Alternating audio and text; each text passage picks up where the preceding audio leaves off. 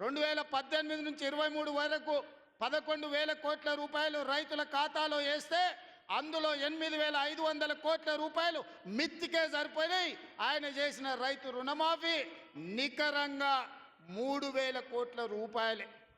కానీ మీ సోదరుడిగా, మీ బిడ్డగా, పాలమూరు బిడ్డగా, నల్లమల్ల అడవులో నుంచి వచ్చిన నేను ఒక రైతు బిడ్డగా 2 లక్షల రూపాయల రైతు రుణమాఫీ చేస్తా అని సరిగ్గా 60 రోజుల్లో 25,50,000 మంది రైతులకు 21,000 కోట్ల రూపాయలు 2 లక్షలు రుణమాఫీ చేసి ఇచ్చిన మాట నిలబెట్టుకొని మాట తప్పని మడమ తిప్పని పార్టీగా ఈరోజు 25,50,000 మంది రైతులకు 21,000 కోట్ల రూపాయల రైతు రుణమాఫీ చేసినాం.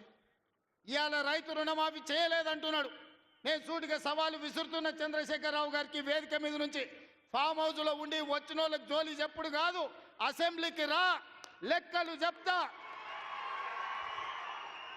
ఏ ఊర్లో, ఏ తండాలో, ఏ గూడెంలో ఏ రైతుకి ఎంత రుణమాఫీ చేసినో 25,50,000 మంది రైతుల వివరాలు శాసనసభలో పెడతా. 21,000 కోట్ల రూపాయలు ఎవరి ఖాతాలో వేసినో నేను లెక్క చెప్తా.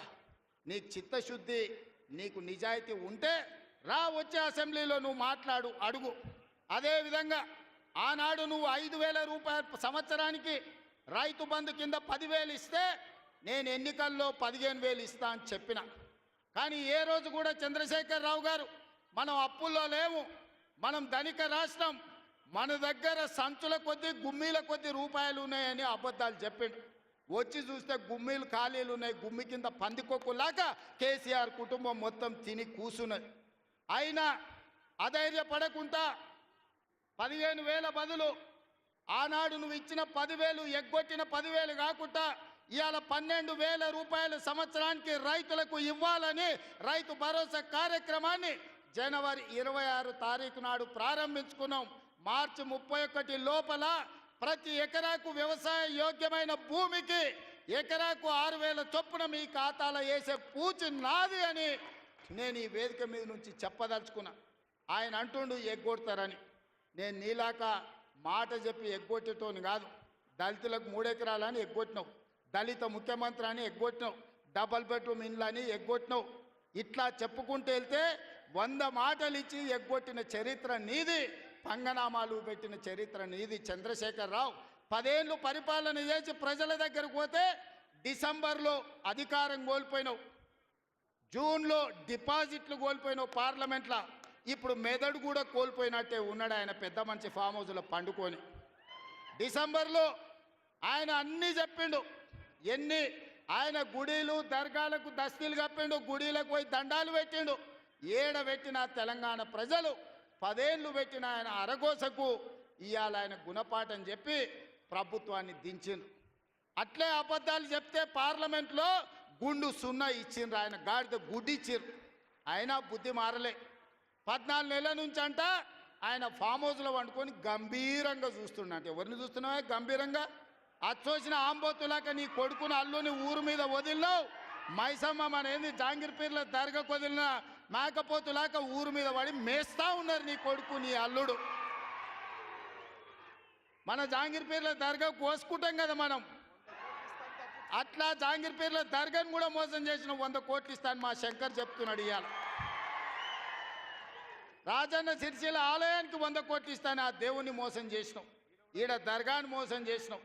పాలమూరులో ప్రాజెక్టులు కడతా అని, పాలమూరు రంగారెడ్డి ఎత్తిపోతలు పూర్తి చేస్తా అని కల్వకుర్తి, భీమా, నెట్టంపాడు, కోయిల్సాగరు, జూరాల, ఆర్జీఎస్, తుమ్మిళ్ళ ప్రాజెక్టులను కడతా అని చెప్పి పాలమూరుకు మాట ఇచ్చి పాలమూరుని ఎండబెట్టి ఎగవేసిన దుర్మార్గుడివి నువ్వు ఈరోజు సంవత్సరం పూర్తి కాకముందే మా మీద వడేడుస్తురట.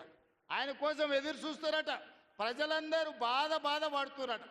అయ్యా చంద్రశేఖరరావు గారు, 4 కోట్ల ప్రజలు ఎవ్వరు బాధపడతలేరు. రైతులకు రైతు భరోసా వచ్చింది, రైతులకు రైతు రుణమాఫీ జరిగింది, విద్యార్థులకు ఫీజు రియంబర్స్మెంట్ ఇచ్చినాం, రాజీవ్ ఆరోగ్యశ్రీ 10 లక్షలకు పెంచినాం, పేదలకు ఇండ్లల్లా 200 యూనిట్లు ఉచిత కరెంట్ ఇచ్చినాం, ఆడబిడ్డలకు 500 రూపాయలకే సిలిండర్ ఇచ్చినాం.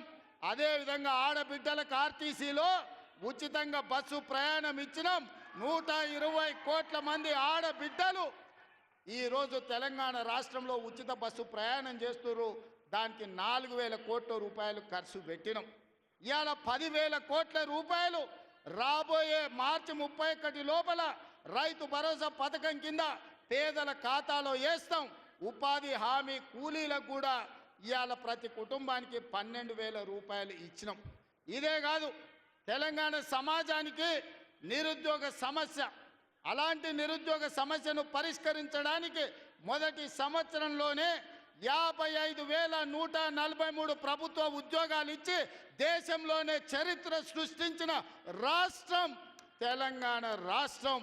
నువ్వు 10 ఏళ్ళు ఇవ్వలేని ఉద్యోగాలు మొదటి సంవత్సరంలోనే 55,143 ఉద్యోగాలు ఇచ్చిన చరిత్ర మాది.